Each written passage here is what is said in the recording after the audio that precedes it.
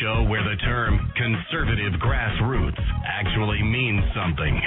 Anyway, was unbiased and just the news. What we're finding out is that isn't necessarily the case with what we're going to call, for the sake of discussion, old media. So we're going to have to look to different sources. And now the new source, of course, is what we are all calling new media. And if there is indeed a mogul yet, and I don't know if you'll agree to that term, a mogul yet of new media, it is my guest, Andrew Breitbart.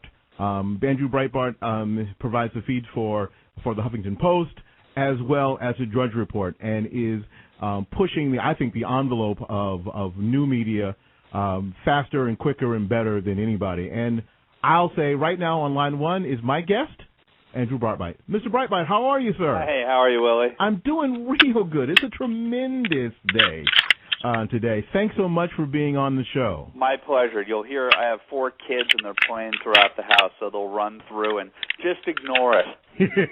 Not a problem. Not a problem. They just got back from being superstars, so it's all good.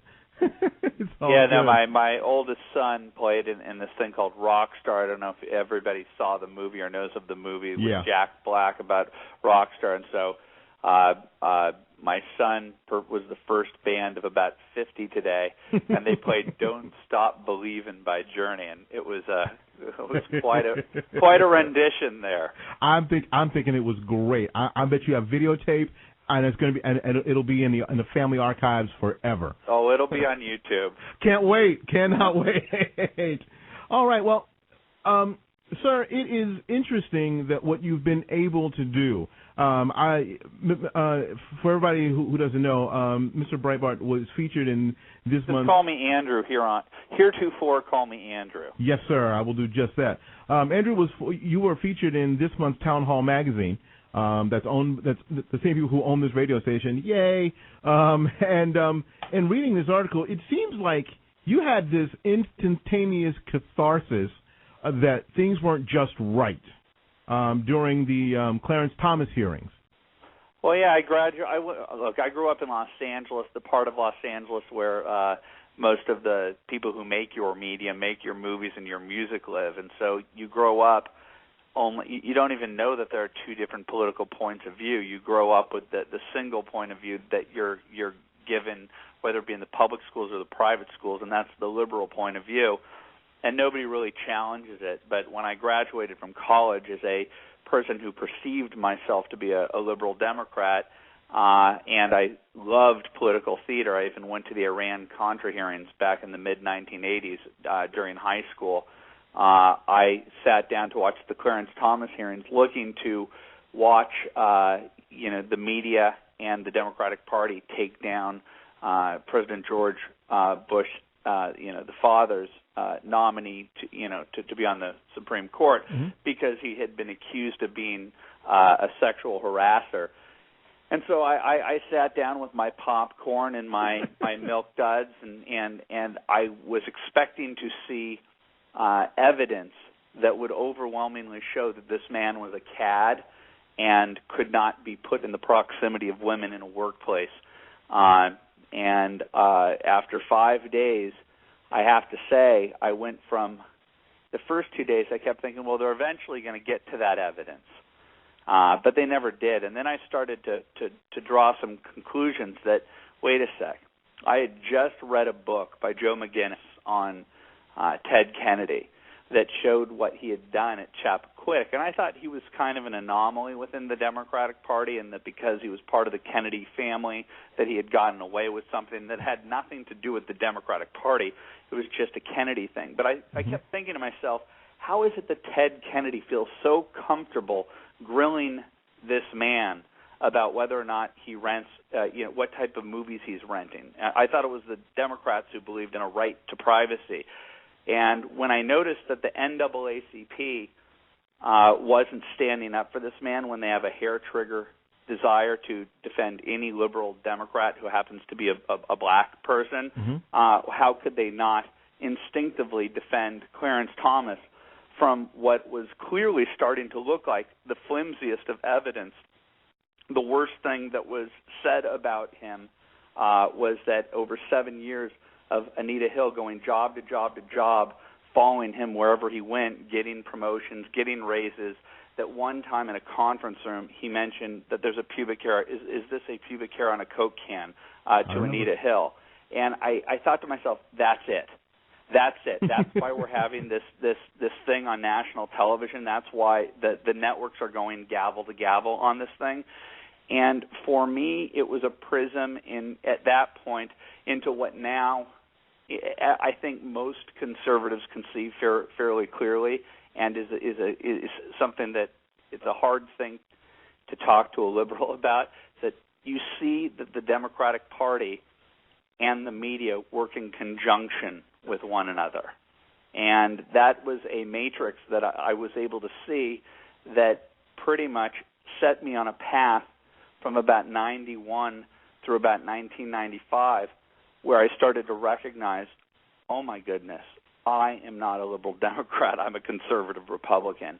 And I'm not the only person. I'm not the only person who has gone through that exact same trajectory. You meet apostates like me, and everybody has a clarifying moment.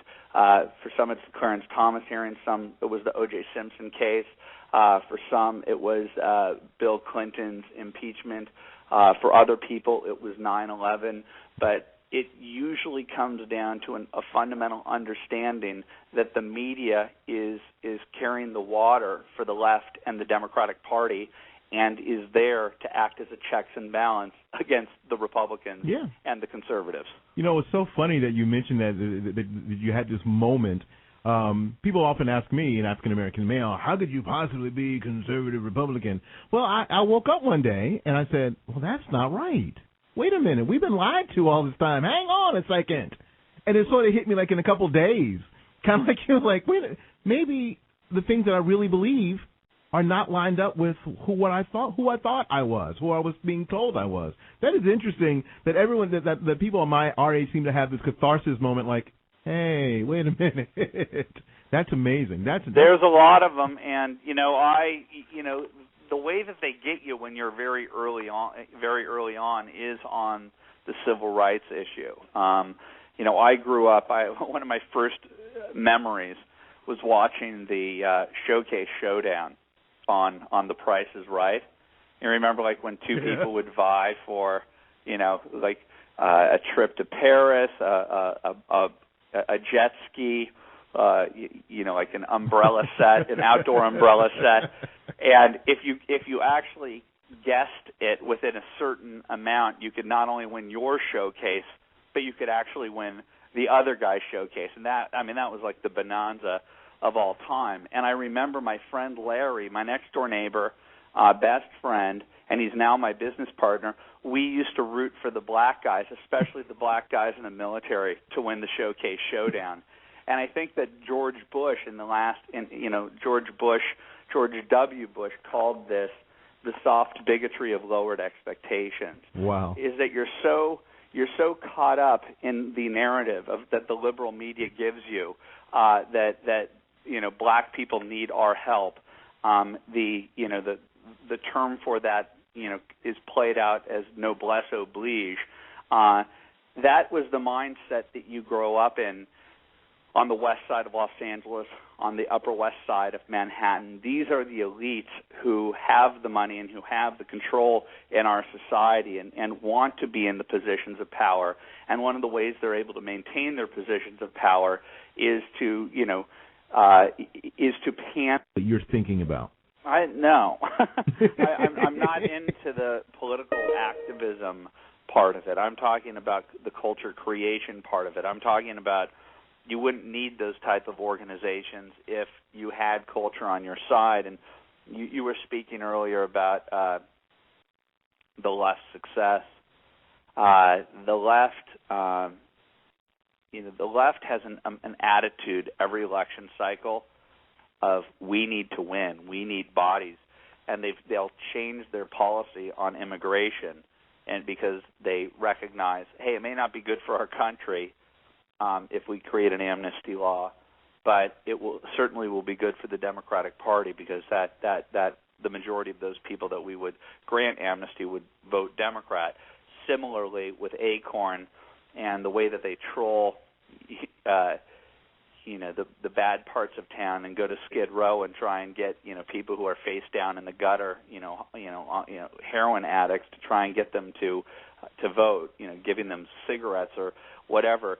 The Democratic Party cares about winning, and it seems to me that the Republican Party, as based in Washington, D.C., it acts like it's some type of elite country club or yacht club. It's like, that person's unsavory. They were in a punk rock band. Not sure I would like them. I'm like, look, this is a democracy. This is not a cotillion. We need 51%. And if you think about this, the show that best reflects a hipness, a coolness that accidentally worked towards the conservative benefit was South Park. If you were to take Matt Stone and Trey Parker, who pitched Comedy Central and Viacom with the subversive show, if you pitched the RNC, if you pitched Michael Steele or Ed Gillespie or any of the people, or Jim Nicholson or Newt Gingrich, the premise of that show, the way that they pitched Comedy Central 12, 13 years ago, I guarantee you every single Republican would have said, absolutely not. That is that is profane, and we want nothing to do with it. And now that is a success, every conservative wants to take credit for it and say, oh, those guys reflect our point of view. We have to get outside of our 19th century Victorian sensibilities and recognize that we're in the 21st century. I understand, and if I'm getting all this right, and I've said this before on my show, my show on Blog Talk Radio, is that what we have to do is win the hearts and minds and be able to speak to people who live in this century in a language and in the media that they understand. Well, I agree with that, and I'm not saying that I'm that person, but I am trying to be a Pied Piper out there. I went to I was in New York last weekend, and I saw my favorite punk LA band called X, and afterwards I ended up talking with their very famous guitarist Billy Zoom, and he's a conservative Republican and a Christian, and there are a lot of those guys out there. Another guy by the name of Joe Escalante from the band The Vandals, who's Catholic and very conservative. There are a lot of people out there, but they have to stay quiet, because when they do come out and they do extend, put their necks out there, the left goes out them, the left pillories them, they take away their uncool card, and there's no one in the conservative movement that knows that those bands even exist. So there's no one to defend them. Right, and no one defend them. So there has to be some way to connect the worlds, the political class from the cultural class, and that's what I'm trying to do.